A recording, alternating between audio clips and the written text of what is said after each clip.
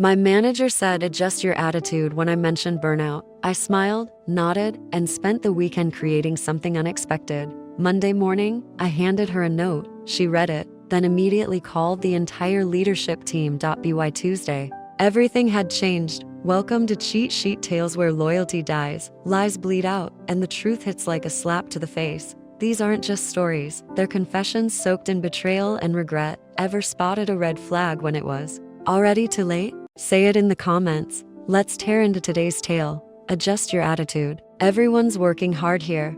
My manager, Diara, didn't even look up from her monitoress. She dismissed 6 months of my 70-hour work weeks with a flick of her wrist. The half-eaten protein bar on her desk had more of her attention than my quiet plea for help. My vision tunneled as I stood in her office doorway. Gripping the stack of reports, I'd stayed until 2 a.m. to finish. The spreadsheets held numbers that tracked everyone else's success, but somehow never accounted for the cost to me. My voice had trembled when I'd finally worked up the courage to tell her I was drowning. I'm concerned about burnout. I haven't had a weekend off since February. Her 5-word response hung between USA's. My hope collapsed. I nodded, my expression carefully neutral, and turned to leave. What Diara didn't know is that her casual dismissal had just ignited something in me. Not a breakdown, a breakthrough. By Monday morning, I would hand her a note that would change everything. Before I tell you what was in that note, I want to be clear. This isn't just a story about workplace revenge. It's about reclaiming your worth when others have decided you don't matter.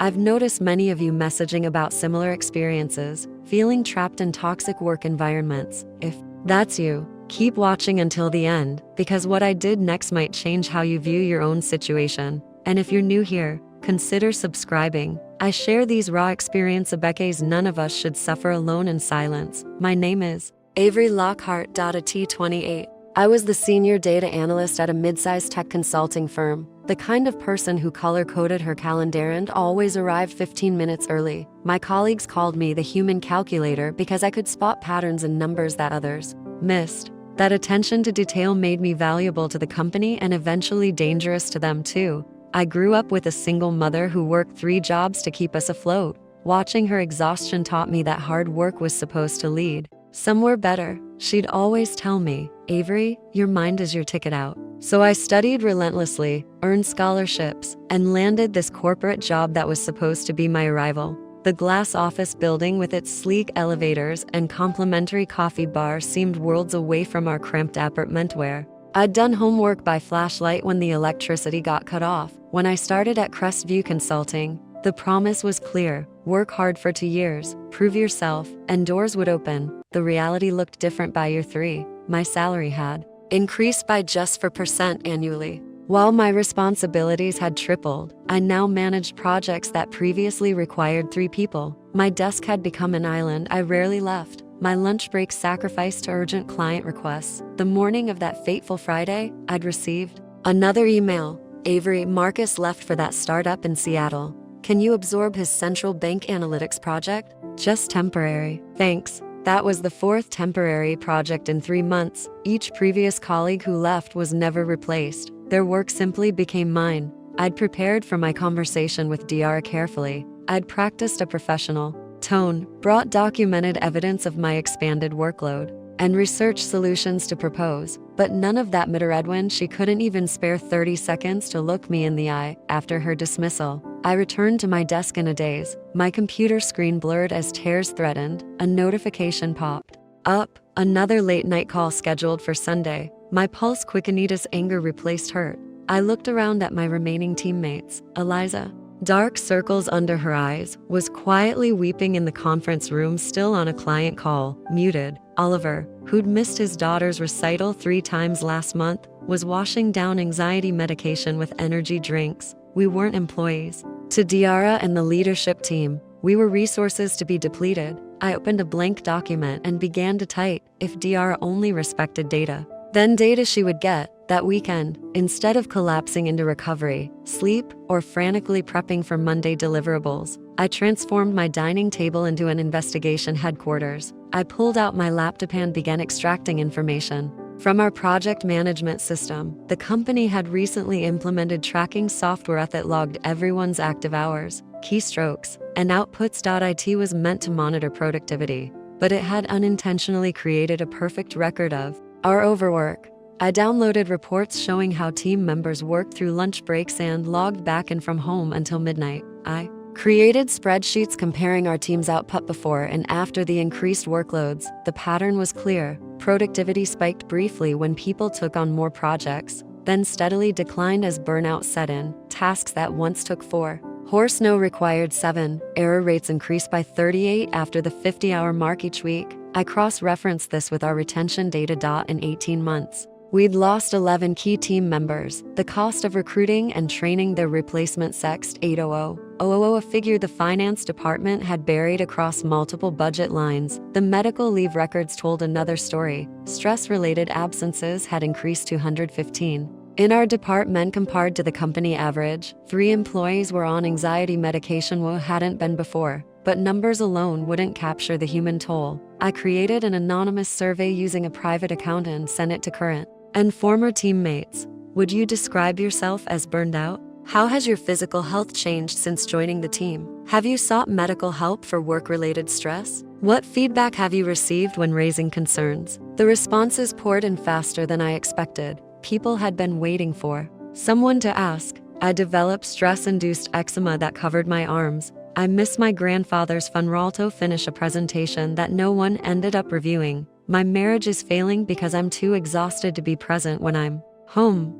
My manager told me to toughen up when I asked for help. Their words fueled my determination. This wasn't just about me anymore. By Sunday afternoon, I had compiled a comprehensive 20-page report. I titled it, "The Hidden Costs of Burnout: A Business Case for Sustainable Workloads." The document detailed how our current working conditions were actually undermining the company's financial performance and strategic goals. I included research from Harvard Business Review and Mayo Clinic about how burnout decreased innovation, the very thing our company claimed to offer clients. I added case studies of companies that had improved their bottom line by addressing employee well-being. The final section presented 3 detailed implementation plans for workload balancing, complete with cost-benefit analyses. Each option would save the company money while improving output quality and retention. As I finished formatting the report at 2 a.m. Sunday night, I felt a strange calm replace my anger. This wasn't a complaint. It was a solution,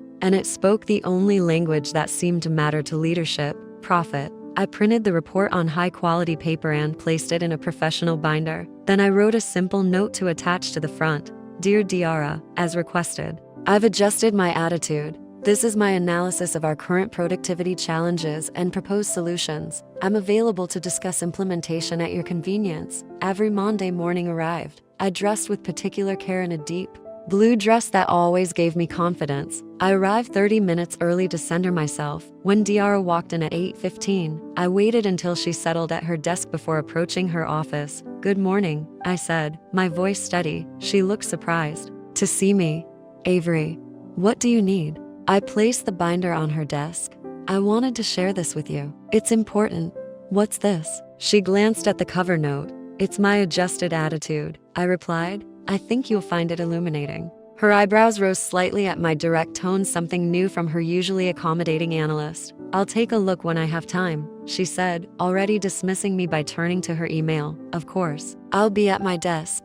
I walked out, my heart pounding, but my steps measured. I returned to my work, focusing on the immediate tasks due that morning. My phone buzzed with a text from Eliza. "What did you give her?" "She's been reading something for 20 minutes and looks like she saw a ghost." I didn't respond. The document would speak for itself. At 10:30, Diara emerged from her efficient walk directly to our director's suite without acknowledging anyone. By 11:15, the executive assistant was scheduling an urgent leadership meeting for 1 p.m. At 12:30, my desk phone rang. "Avery, can you join us in the main conference room? Bring your laptop." Diara's voice sounded strained. "When would you like me there?" I asked calmly. "Now please." The conference room held our entire leadership team, 7 people who normally were to be in the same room together. The chief operating officer, Helena Walsh, sat at the head of the table. I'd only seen her twice in 3 years. Diara gestured to an empty seat. "Avery, we'd like you to walk us through your report." I opened my laptop, connected it to the projector, and stood. For the next 40 minutes, I presented the data I'd gathered.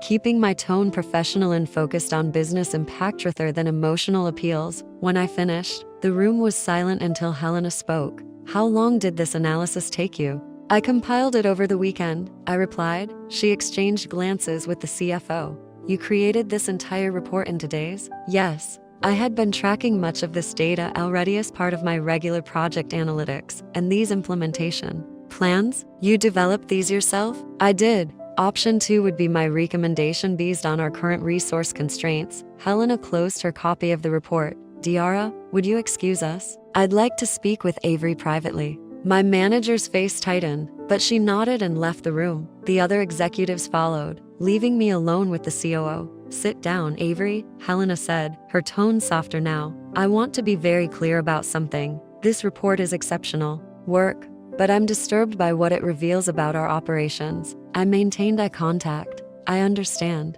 No, I don't think you do. She leaned forward. I've been COO for 5 years. This is the first time someone has brought this level of analysis about our internal operations to my attention. That's a failure of leadership, mine included. My careful composure nearly cracked at her unexpected accountability. The question now, she continued, is what we do about it, both the workload issues and the fact that we needed an overworked analyst to point them out to us. I took a deep breath. May I speak candidly? Please, do. Your management chain has been incentivized to maximize output while minimizing headcount. Quarterly bonuses are tied to these metrics with no counterbalance for sustainability or quality. People are rewarded for burning out their teams, not developing them. Helena didn't interrupt, so I continued. Meanwhile, your most talented people are leaving. Those who stay are working at diminished capacity due to exhaustion. Client deliverables are increasingly late or flawed. This isn't just a human resources problem, it's undermining your business model. Helena was silent for a long moment. You've clearly thought about this deeply. What would you do if you were in my position? The question caught me off guard. I had prepared for resistance, not invitation. I would create a task force with representatives from each level of the organization, not just management. I would conduct a thorough workload audit across all departments. I would temporarily freeze new client acquisitions until staffing aligns with capacity, and I would immediately revisit how performance is measured and rewarded. Helena nodded slowly. Would you be willing to lead this initiative, working directly with me? Now I was truly stunned. What exactly are you proposing? A new position, workplace sustainability strategist, reporting to me. Your focus would be implementing the recommendations in this report and developing long-term solutions. It would come with appropriate compensation adjustments, of course. My mind raced. This wasn't at all what I had expected when I walked into Diara's office with my report. I had been prepared to be ignored, dismissed again, or even to find myself job hunting.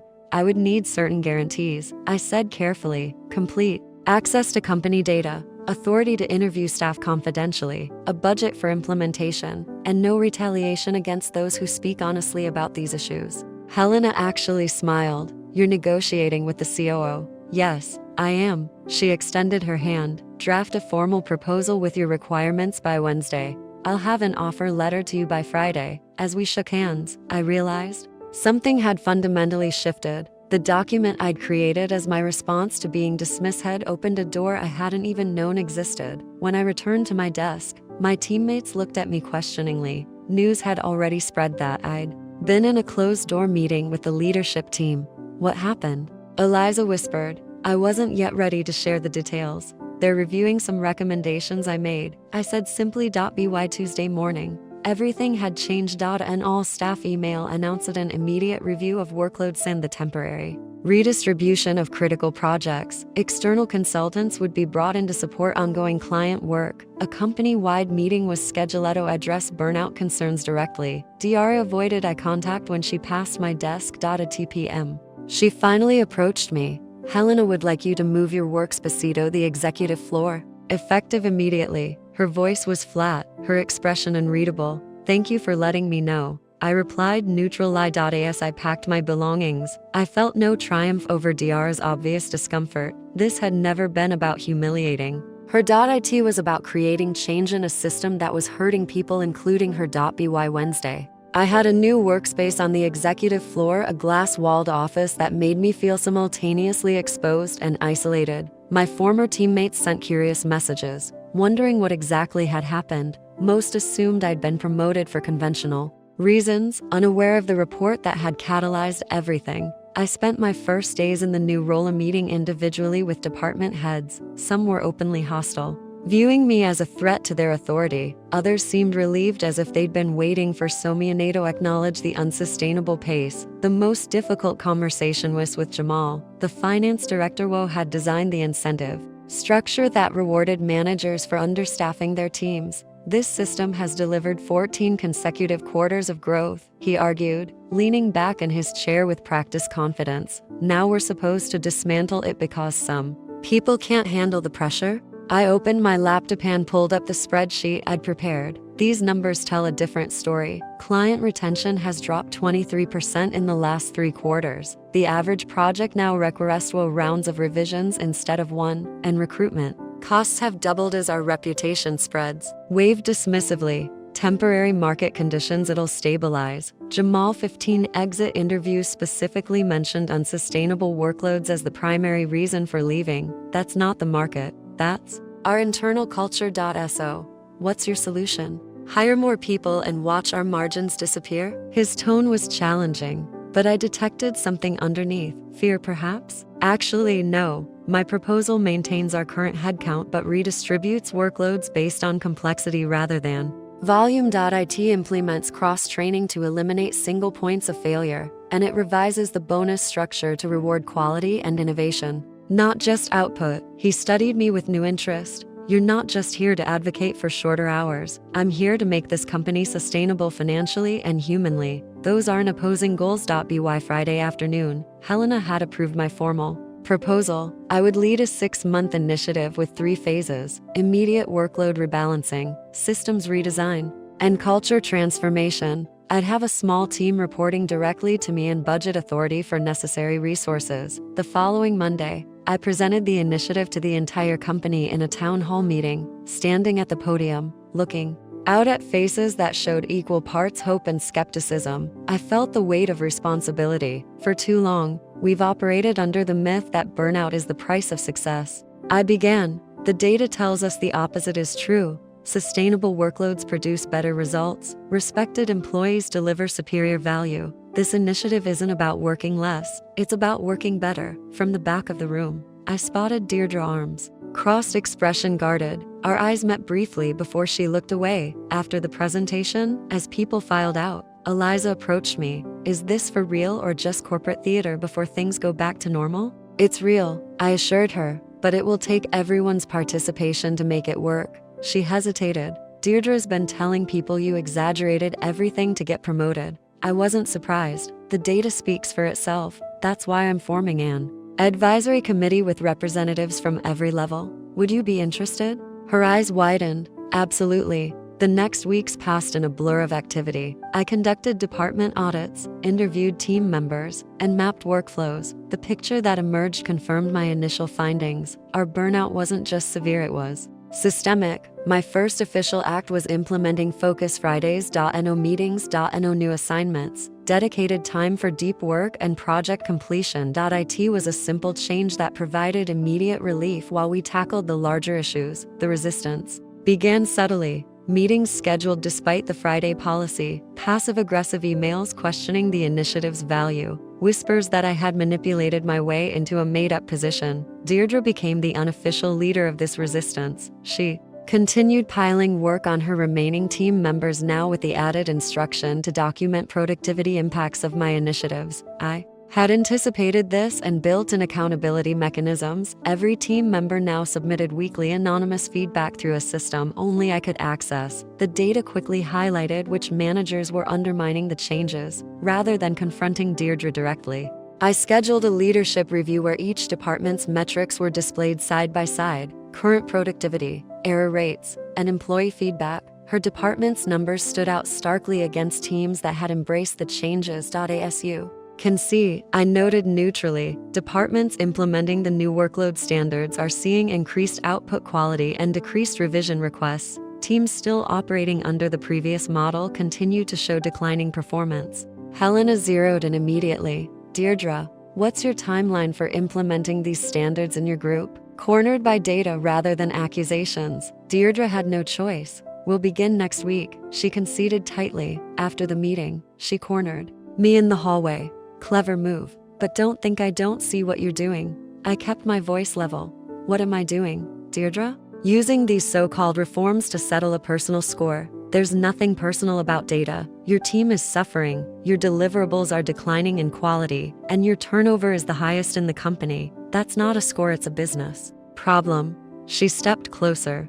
You know what your problem is, Avery? You never learned how business really works. Success requires sacrifice. Whose sacrifice, though? Because it hasn't been yours. Her face flushed. I have given everything to this company, except compassion. I replied quietly, and that's cost us more than you realized. As I walked away, I realized Deirdre wasn't my enemy. She was a product of the same system that had nearly broken me. The difference was that I could see it clearly now while she was still trapped in its logic. By the third month of the initiative, measurable changes were appearing. Client satisfaction scores increased 18. Project completion times decreased despite fewer overtime hours. Sick days dropped by 27. Most tellingly, people began eating lunch away from their desks. Conversations in the break room lasted longer than 60 seconds. Laughter occasionally echoed down hallways that had previously held only the sound of urgent typing. Not everyone was happy. 2 senior managers resigned rather than adapt to the new performance metrics. Several clients who had grown accustomed to round-the-clock availability threatened to leave until they saw the improved quality of our deliverables. The most difficult phase was tackling the company's underlying cultural issues. Anonymous surveys revealed patterns of subtle intimidation, praise for unhealthy work habits, and widespread fear of appearing uncommitted by maintaining boundaries. To address this, I created small cross-functional discussion groups where people could share experiences without their direct managers present. The stories that emerged were both heartbreaking and illuminating. My daughter had pneumonia and I still called into 3 meetings from her hospital room. I was told my performance review would suffer if I didn't respond to emails on vacation. My manager regularly texted at PM, expecting immediate responses. We documented these patterns and developed new company norms, explicit expectations about response times, clear boundaries for after-hours contact, and revised evaluation criteria that measured outcomes rather than hours visible. 4 months into the initiative, Helena called me into her office. I found her reviewing the quarterly financial reports. Client retention is up 9%, she noted, and we've reduced contractor costs by almost half. The team has done incredible work. I acknowledged. It's more than that. She turned her monitor so I could see the screen. Applications to open positions have tripled. Our reputation in the industry is changing. I felt a rush of validation. That was faster than I projected. There's something else we need to discuss. Helena's expression turned serious. Deirdre has requested a transfer to our West Coast office. This was unexpected. When? Immediately. She feels her leadership style is no longer compatible with our direction. I absorbed this silently. Deirdre's departure wasn't what I had wanted or planned. My goal had been systemic change, not pushing individuals out. Helena seemed to read my thoughts. This is her choice, Avery. Some people can adapt to new realities, and some can't. The question is what happens with her team now. They'll need thoughtful leadership through this transition. Someone who understands both where we've been and where we're going. Helena nodded. My thoughts exactly. I'd like you to consider taking over as director of analytics.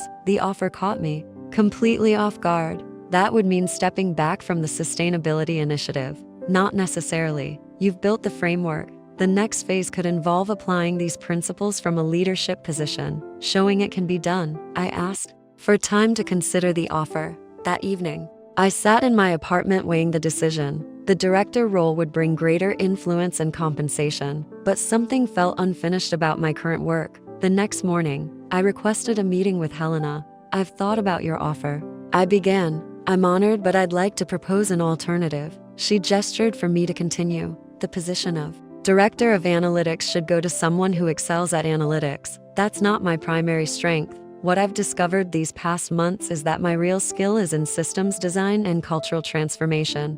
Go on.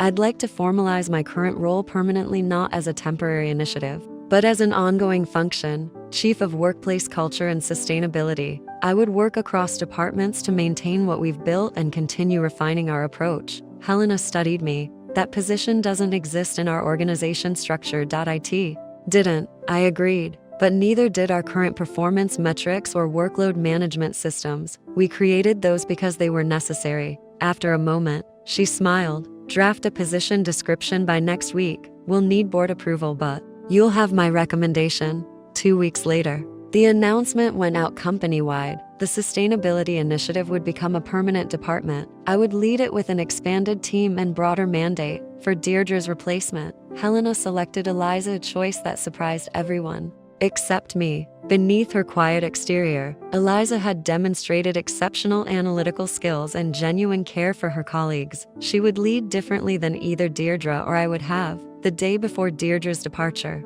she appeared at my office door. I invited her in, unsure what to expect. She sat stiffly in the chair across from my desk. I wanted to speak with you before I leave. I appreciate that. She seemed to struggle with her words. I still believe much of what you've implemented is idealistic. The market doesn't reward compassion. The data suggests otherwise. I replied gently, perhaps. She placed a folder on my desk.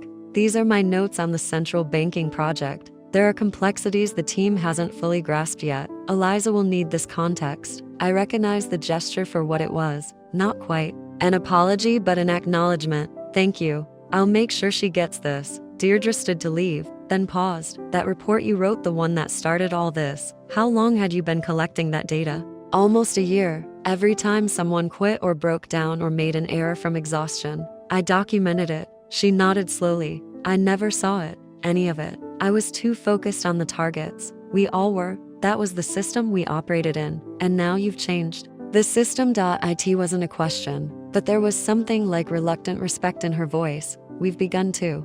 I corrected. Change takes time. After she left, I reflected on how differently this had all unfolded from what I'd initially imagined. 6 months ago, standing in Deirdre's doorway as she dismissed my burnout concerns, I'd fantasized about dramatic confrontations and public vindication. The reality had been more complex, more challenging, and ultimately more rewarding. The true victory wasn't in proving Deirdre wrong. It was in creating something better for everyone, including her. By the 1-year mark of the initiative, our company had become a case study in industry publications. Our employee retention had improved by 34, client satisfaction reached record highs, and for the first time in 5 years, we'd gone an entire quarter without a single stress-related medical leave. Helena invited me to present our results to the board of directors. Standing before them with my comprehensive data and employee testimonials, I thought about my journey. From overlooked analyst to organizational changemaker, the numbers tell a compelling story,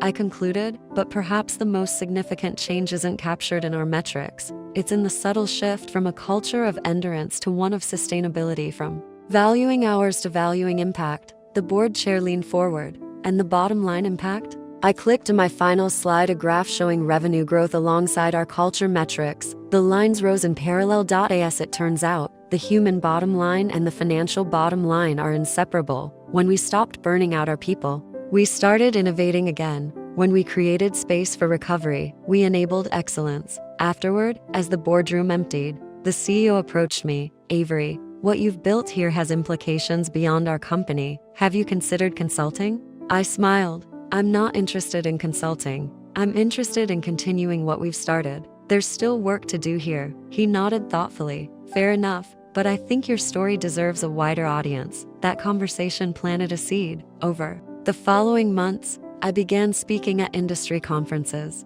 sharing our journey and methodology. Companies facing similar challenges reached out for guidance. A business journal profiled our transformation. Each time I told the story, I made sure to emphasize that it wasn't about one heroic individual, but about changing systems that hurt people and ultimately hurt business. 18 months after that fateful day in Deirdre's office, I received an unexpected email. It came from her company address, now listing her position at the West Coast office. Avery, I've been following the coverage of what you've built at headquarters. I've also been implementing elements of your framework here, though I haven't publicly acknowledged their source. The results have been undeniable. I was wrong in how I treated you and the team. My definition of strength was flawed.